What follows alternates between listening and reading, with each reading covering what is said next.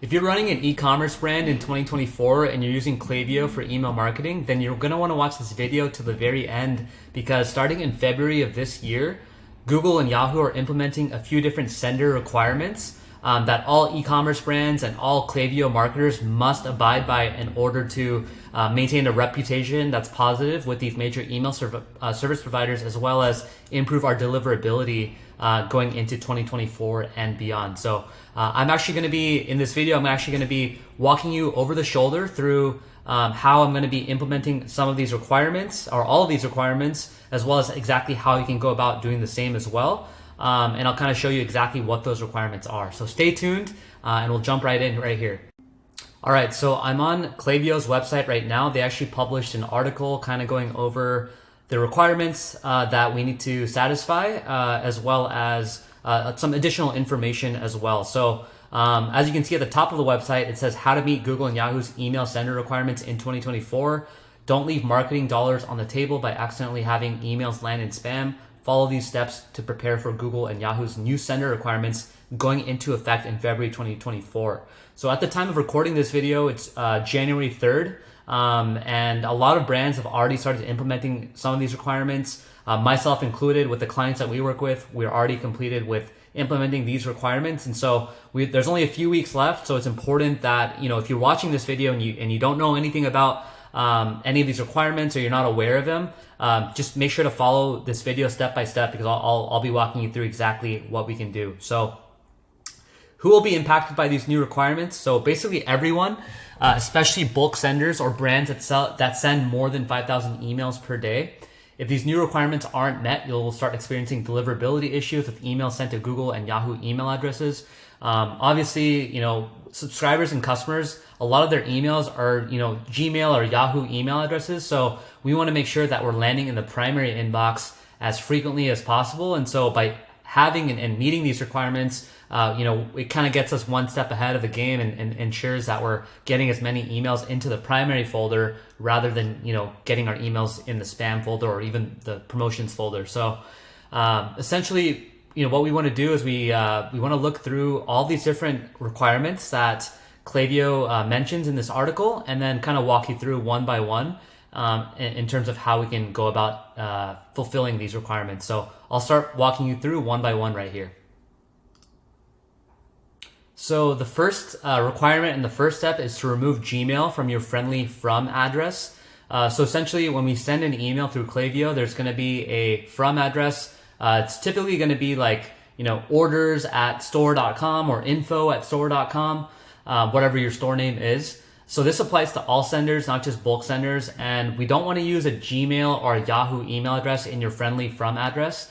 It says if you're using an @gmail.com or Yahoo in the from address of your emails, switch the from address over to a website domain that you own. And this is just good practice in general, because, you know, if a customer is receiving an email from you guys and it's at @gmail.com, it just doesn't look as professional or branded looking either. So we want to make sure that we are, if you guys aren't already having an email that's hosted on your domain, to switch over to that. So let's say, for example, if your store is called storexyz.com, you want to have your email address say, you know, info@storexyz.com or orders@storexyz.com. You kind of get the idea. So in order to kind of meet this requirement, you need an email address that includes your own site domain name, as I just mentioned. And if your brand is starting out, you may not have your own domain yet, but I would say it's definitely worth investing into one in the next couple of weeks, because that's obviously going to help to improve your deliverability with Gmail and Yahoo in the long run. So I'm actually going to be walking you through an account right now to kind of go over an example of satisfying the remove Gmail from your friendly from address.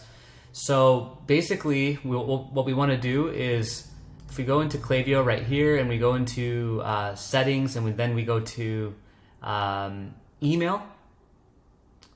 Let me see. Or sorry, if we go to account on the left and then we go to organization, you'll see that it says default sender email address. So this is basically the from email address that I just mentioned. So this is info@drinkbeachball.com. So this is perfect. So we want to leave it like this. Obviously, what you don't want to have is like orders at or beachballorders@gmail.com or beachballsupport@yahoo.com. So you kind of get the idea. So this is exactly what we mean by this. So we want to have info@drinkbeachball.com. This is just an example store. But yeah, if I go back into this section right here, so this is basically satisfying this first requirement. Now the next step is to set up a branded sending domain. So by default, Klaviyo actually has, all Klaviyo accounts are on a shared domain with Klaviyo, and this is kind of, there's kind of pros and cons to this, but the major con to having a shared domain with Klaviyo is that a lot of other Klaviyo accounts are sharing, their IP address with Klaviyo, and so, if they have really bad deliverability on their emails, it's going to affect everyone else. So it's actually best practice to have and set up your own private sending domain. And so this is actually now, like before this year, that wasn't a requirement. That was just kind of like something that you can do on the side to improve your deliverability. But now, moving into February of this year, it's actually a requirement for all accounts to have. And so that's why, the second step is to set up a branded sending domain. So just to kind of reiterate this a little bit more. So branded sending domains, also known as dedicated sending domains, give you better control over your sender reputation. They also improve your branding in the from address in the inbox by removing the sent via klaviyo.mail.com, sorry, klaviyomail.com.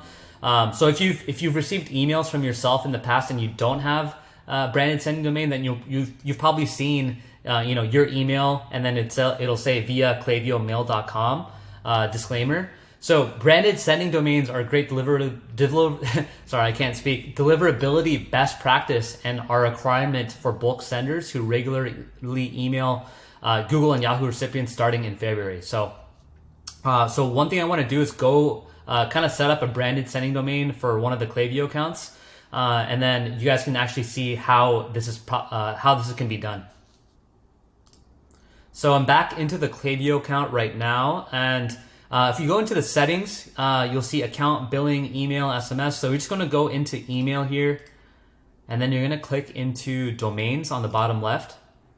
And as you can see, this account does not have any branded sending domain set up because it says add right here next to branded sending domain. So the first step is obviously to click add right here. And then you're going to put in the root domain. So obviously, you might have purchased a domain on like GoDaddy, or maybe you're using Shopify, or maybe another sort of domain platform. In this case, the store is Drink Beach Ball. So I'm going to type that in here. This is the root domain. And then for sending domain, really this can be any word that you find that makes sense. It doesn't really matter. The one that I like to use is send. So basically it'll be send.drinkbeachball.com. And that's pretty much what our sending domain will be. For example, you can also do email.yourstore.com or hello.yourstore.com. It doesn't really matter. For the sake of this example, we'll just put send.drinkbeachball.com. So this is what the preview will look like. Obviously, when this sending domain is set up properly, it will then show this instead of showing your previous email, it'll show send.yourstore.com. Now for routing, we want to stick with dynamic. So the big difference between dynamic and static is that with dynamic, this basically allows Klaviyo to automatically choose an email sending provider for optimal performance, reputation, and stability. And then static allows Klaviyo to send emails through a single static email sending provider. So with dynamic, so obviously like with each domain that you can buy an email or buy like a domain from, with each sort of DNS hosting provider, not every single one of them will have NS records available. So for example, if I just click dynamic here, just to kind of show you, and I just click GoDaddy, you'll see that there are some custom records that we need to put into the DNS provider, and the record type is NS. So there's like 4 NS records that we need to put in, and then 1 TXT record that we need to put in. But as I was saying, every single domain provider might not have the ability to add NS records, and they only have the ability to maybe only add like CNAME records or TXT records or other types of records that aren't NS. So if that's the case, then obviously we were not able to do a dynamic routing. In that case, we can just do static, and then at that point we should be able to add CNAME records. So if I click GoDaddy, so then this changes to CNAME. So either way, whether you go dynamic or static, we're still going to be satisfying the requirement for setting up a private sending domain, but we want to opt for getting the dynamic one just because Klaviyo, that's what's recommended. Obviously right here it's recommended, and it can help to improve deliverability even more. But if you have the static one, that's more than okay too. You're still going to have great deliverability on that. It's just that your domain hosting service provider might not have that NS record available in order for us to add in. So for the sake of this example, I know that this account has GoDaddy, so I'm going to click dynamic. And I know this for a fact because a lot of our other clients have their domain hosted on GoDaddy, and they do have NS records available. So I'm just at this point, I'm just going to click next. And then I'm going to select DNS provider, and I'm going to click GoDaddy. And then click next. And so now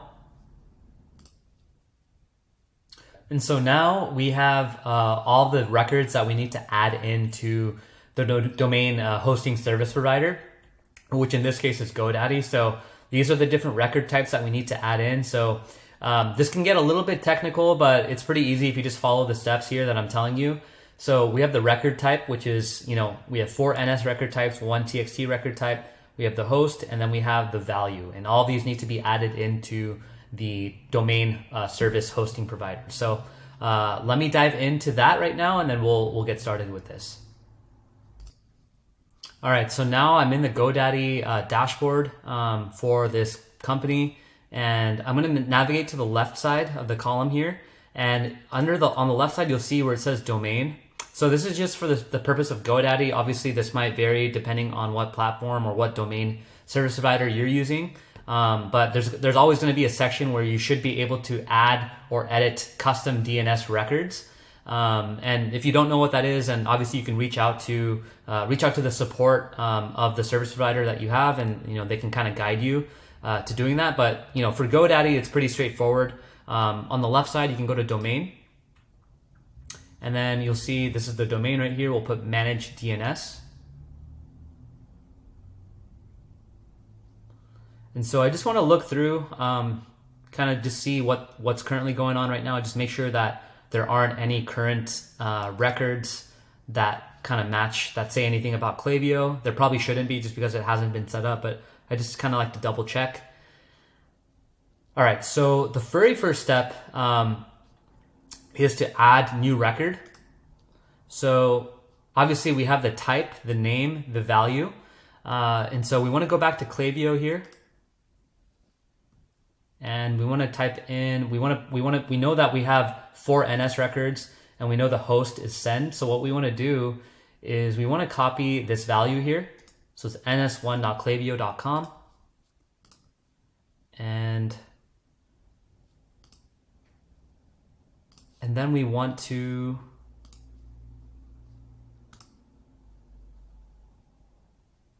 type in NS right here, and then we want to put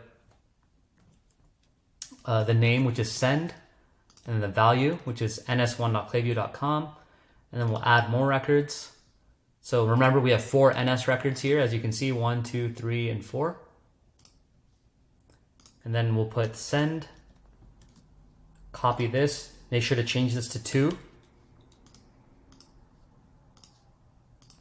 Put send, copy this, make sure to send, change this to 3. We have the last one, send, and then we'll change this to 4. And then we'll add one more record, which is the TXT record. So that the type, like I said, is NS or TXT or CNAME. And the name is going to be whatever the host is. And then the value is what we're going to be typing in on the right, or pasting in on the right. So this is TXT. And then a majority of the time, depending on your hosting service provider, you can just put an @ symbol. Sometimes it won't allow you to do that, but in that case, you can just leave it blank. And basically what the @ symbol is just what the root domain is. But in this case, if it's GoDaddy, we're just going to put an @ symbol, and then we're going to copy this code right here. And it looks like we have everything. So we have the 4 NS records. We have 1, 2, 3, and 4. Send is the host on all of these. And then we have the value on all of these, and just make sure it's 1, 2, and 3, and 4. It lines up with each of these. And then for the TTL, you can just leave that the same, but it's going to be ½ hour by default. You don't need to worry about that. And then the last record is the TXT, the @ symbol, and then the code. And then we're going to click Save All Records. So should be a notification if you're using GoDaddy. Continue and verify.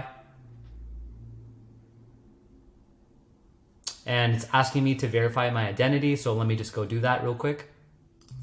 All right, and so I went ahead and verified everything, and as you can see, we have ns-send ns1.klaviyo.com, ns-send ns2, ns-send ns3.klaviyo.com, ns-send ns4.klaviyo.com, and then if you go to the second page, you should see the TXT record that we added in as well. And so now what we're going to go ahead and do is we're going to go back into Klaviyo once, obviously after all these records have been added in, and you're going to click on Verify Records. And so after you click Verify Records, all these records right here should have a green check mark on the left that says Verified. And this goes to just show us that we set up everything successfully and that everything should be working properly and that nothing went wrong. So yeah, basically after those green check marks are added in, you can just click this check mark. I understand that I may need to limit emails to engaged recipients for 2 to 4 weeks. And then you can click to activate. And now you can see that this sending domain is now active. So if I refresh the page, you'll see that this is active and the private sending domain is set up. So moving forward, all the emails will be sent from send.drinkbeachball.com, which is exactly what we want. So we're definitely satisfying the requirement of having a branded sending domain. Now, going back into the Klaviyo requirements, the next step is to set up a DMARC policy. This is very, very simple to do, but essentially DMARC authentication is a protocol policy that servers use to make sure emails are coming from a legitimate sender. So it just shows that we're not spammers and we're not illegitimate senders. Brands that use DMARC policies to protect the domain and their sender email address from unauthorized use by bad actors. So essentially what we want to kind of go ahead and do is we want to go back into the domain portfolio for the brand. And we want to click on Add New Record. And we're going to click on TXT. And then in the name, we're going to put in _DMARC. And then the value is going to be V equals DMARC1, P equals none. I already have this saved here because I've done this many times. So this is the value. Again, V equals DMARC1, P equals none. And then we're going to click on Save. Continue and verify. And it's going to ask me to verify my identity one more time. So I'll go ahead and do that really quickly. All right, and I just added that in right now. So just to verify that, I'll go back to the first page, second page, and third page. And you'll see that we have this record that we just added in for the DMARC, V equals DMARC1, P equals none. And so I actually have a tool that I like to use in order to verify that the DMARC record has been established successfully. It's basically mxtoolbox.com. I'm going to put the link in the description of the video so that way you guys can verify this for yourself as well once you guys set this up. But yeah, essentially what I want to do is you're going to type in the root domain. So in this case, drinkbeachball.com. And then I'll hit DMARC lookup and everything is working perfectly. If this is green, if this is showing up green and it says V equals DMARC1, P equals none, and it's showing us that DMARC record published, DMARC syntax check, this is all green check marked. This, you don't need to worry about this. Even though it's not green, it doesn't mean that the DMARC record hasn't been published. These four are the main ones that you want to be focusing on right here. And this one as well. So as long as these are all green and look good to go, then that means that the DMARC record has been successfully established. So the next step is to align your from address in Klaviyo with your branded domain. So for example, if we want to go back into Klaviyo and we want to go into account organization and this default sender email address, whatever the domain is right here that we set up whatever the domain is that we set up a private sending domain for should match the same domain that's in the sender email address. So for example, the sender domain that we set up is drinkbeachball.com. So that should directly match the domain that's in this email. Now, as an example of what wouldn't be a good thing to do is to have the sender or have the private sending domain be drinkbeachball.com and then have this email say something like drinkbeachballtoday.com or some other domain that might be associated with your brand. So the main thing to kind of focus on here is to just have one domain. Whatever your root domain is that you guys set up in the private sending domain section that we just did a few minutes ago, that same root domain needs to match this email here exactly. So as long as this is set up, then this satisfies this section right here where it says align your from address with your branded domain. So that's that. It's pretty simple. So the second to last step here is to make it easy for your profiles and your customers and subscribers to unsubscribe. Obviously, we don't want them to unsubscribe. That's the last thing that we want to do, especially as brands and email marketers. But one of the main new sender requirements is that every email must include a one-click unsubscribe link. But the good news is that Klaviyo is actually taking care of this for you. So when they talk about a one-click unsubscribe link, what they're really referring to is this section right here. I'm sure you guys have seen it before. At the top of an email, you'll see like a small unsubscribe link next to the actual email here. And so by clicking that, that's basically gonna allow people to unsubscribe very, very easily. And this will satisfy the main requirement from Klaviyo to make sure it's a one-click unsubscribe link. So the only action item on our end for this specific requirement is to audit all of our campaign templates and flow emails before February to ensure that you have an unsubscribe link somewhere in the body of your email. And so, if you have been running emails on Klaviyo for a long time now, you'll probably have noticed that on the footer of the email, there's likely going to be an unsubscribe link there anyways. But if there's not, then the footer is a great place to add that in. And we just want to make sure that that unsubscribe link is, it's very visible, it's easy to read, and it sticks out as well. We don't want something that doesn't really stick out. It's like hard to read and it's very small in fine print. It's really important in order to satisfy this requirement that we make sure that that unsubscribe link actually stands out in the email. And like I said, typically the footer of the email is a great place to put it. You guys have probably seen it before at the bottom of an email. It says something like along the lines of no longer want to receive our emails. Click this link to unsubscribe. So just have some language regarding that aspect into your email, and we should be good to go with that. So then that way we'll have the one-click unsubscribe as kind of demonstrated here in this example, and then we'll also have the unsubscribe link in the body copy, which is required for us to do as well. So congrats if you've made it this far. I know there's quite a bit of requirements here, but it's just a matter of just making sure that we get this done once and for all in order to stay compliant and become a highly reputable sender with Google, Gmail, and Yahoo as well. So the last requirement here is to keep spam complaints low. So this requirement again goes for everyone, and it's always been a really best practice for marketers. So this isn't something that obviously we want to start focusing on now that the requirement is made. This is something that, if you're doing email marketing for any period of time, we definitely always want to keep spam complaints low. And so in order to kind of keep spam complaints rates low, one thing that we want to kind of do is look at the metrics for some of the campaigns that you guys are sending out.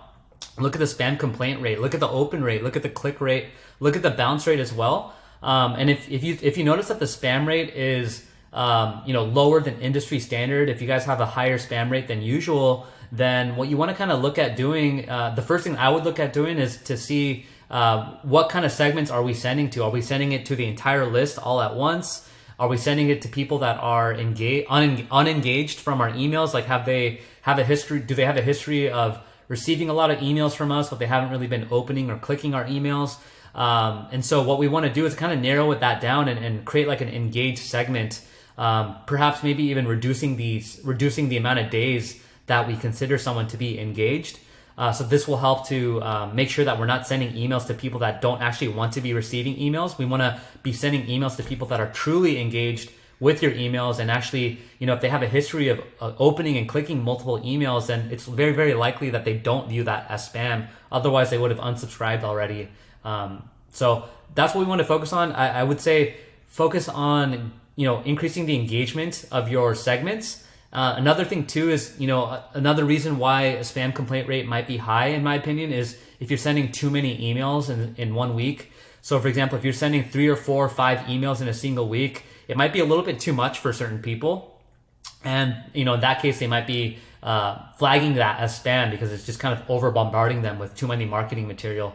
So what I would do then is kind of take a look at that and reduce the number of emails that you're sending every single week. So maybe instead of sending 3 emails per week, try sending 2 emails per week, and then kind of gauge the spam complaint rate after about a month or so to see what the results are. If it's still very high, then maybe kind of reduce that even further. But the main things I would play around with are the number, like the email frequency and the segments that we're sending to, just making sure that we're sending it to engaged segments. So yeah, that's pretty much it, guys. Obviously, quite a few requirements here, but hoping this video provided a lot of value to you guys, and that way you guys are able to implement some of these requirements before February, so that way you can get on the right track, stay on Yahoo and Gmail's good side, and also stay in the inbox for your customers and your potential customers and your subscribers. So again, I really hope this was helpful. I'm going to provide some links in the description of this video. For example, the how to run that test on to see if the DMARC record has been established.